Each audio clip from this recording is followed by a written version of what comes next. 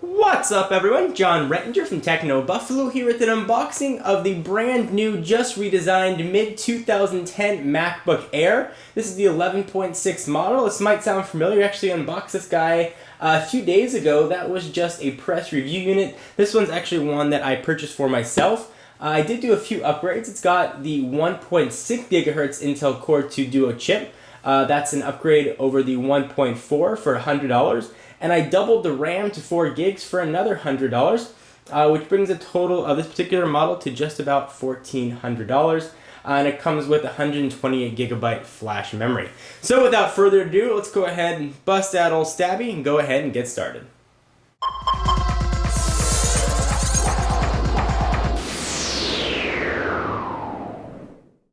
So unfortunately, the press model had to go back. So this one is mine to keep. We will cut the seal here. This is a custom order in the 11.6 inch model. Go ahead and try not to slice my finger, which is always more difficult than it sounds. There we go. Hopefully that'll be enough to rip this open. There we go.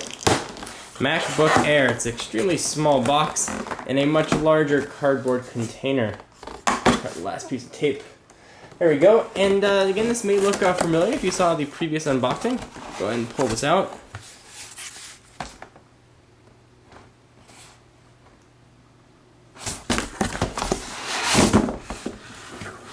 Alright, we'll go ahead and pull that out. Here is the 11.6 inch MacBook Air. And sort of a bonus unboxing at the end, we'll unbox the MacBook Air Superdrive. Alright, so we have the 11.6 inch model here. It's got a picture of it on the front. This version does not have the SD card slot. That's only found on the 13 gig model. So go ahead and see what else we got. MacBook Air on the side. Apple logo. Letting you know once again it's a MacBook Air in case you forgot. And then here are some of the specs on it yet again. We can go ahead and sort of review these here. MacBook Air, 11.6, 1.6 gigahertz with 128 flash. And this has the NVIDIA GeForce 320M graphics. Alright, so we will use the big old knife one more time to cut some plastic. There we go. And that should be just enough to pull this off.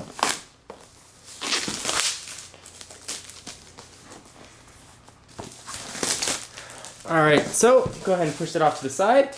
Let's take off the top. And here is the MacBook Air. This doesn't always come out. It always makes me nervous to have to sort of tilt that. There we go. So we'll push that off to the side for just a moment, and we'll see what else we're going to get in the box.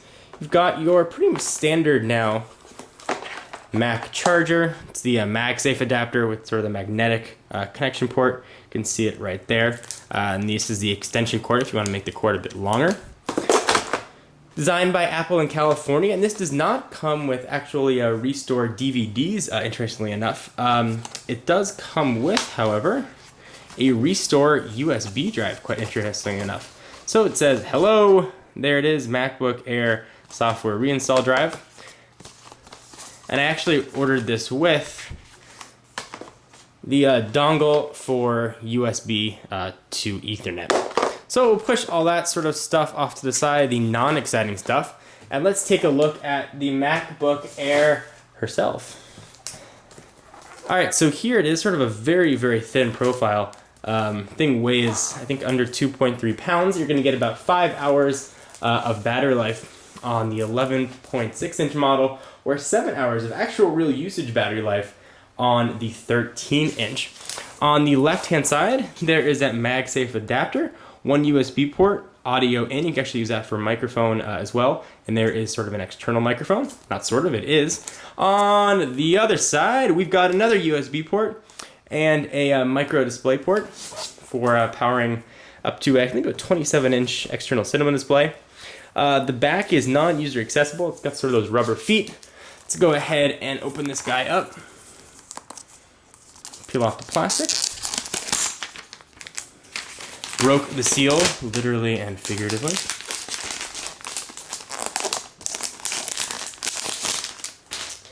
And let's take a look at the keyboard.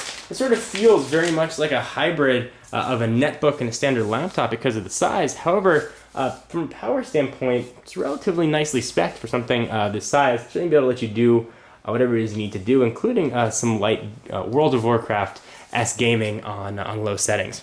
So it's certainly not meant to be a gaming laptop. They certainly are paying a premium over what you would pay for a comparably spec'd Windows PC. You are paying a bit extra for the size and portability. So go ahead and pull that off. This does not have the glass-to-glass edge display that the other MacBooks have.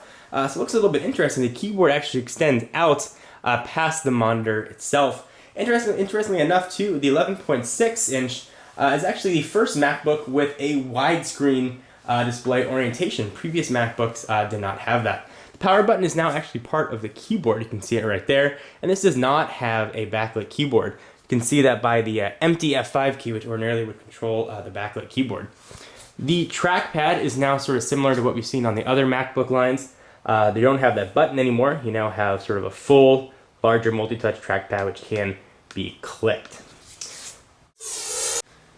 Alright, so speaking of resolution, the 11.6 has a resolution of 1366 by 768, which really makes this guy a very strong competitor, especially at its entry price point of $999. For the entry-level plastic white MacBook, you are going to get a relatively decent spec machine. This will do some light video editing, will do some light gaming, but for everyday internet usage, sending email, watching YouTube videos, watching Hulu, sort of that stuff, this is going to be a very, very perhaps overly capable computer in a really small package. So we'll continue the MacBook Air coverage that we started earlier in the week. So be sure to stay tuned to the channel, which is John 4 Lakers and TechnoBuffalo for all of that news. In the meantime, let's take a look at the Superdrive that's going to accompany the MacBook Air, since it does not ship with an internal optical drive. So here is a Superdrive. It's going to set you back just about $80. We will once again use Senior Stabo to cut the plastic here, or at least try and cut the plastic. There we go. Go ahead and open this up.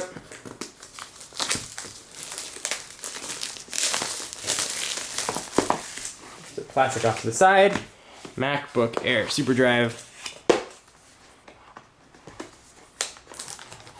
And this is pretty much all there is to it. Superdrive with the USB port.